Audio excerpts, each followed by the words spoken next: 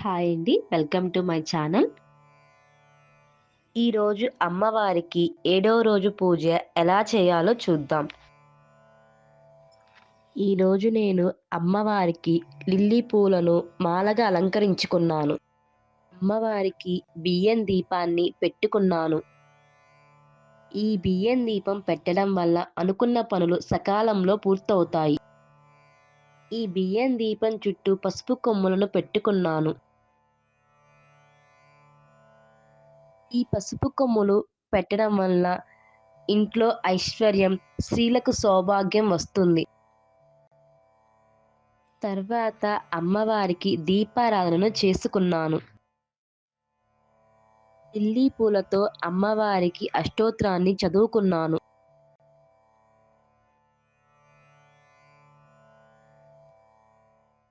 తర్వాత అమ్మవారికి నైవేద్యం సమర్పించి హారతిచ్చాను.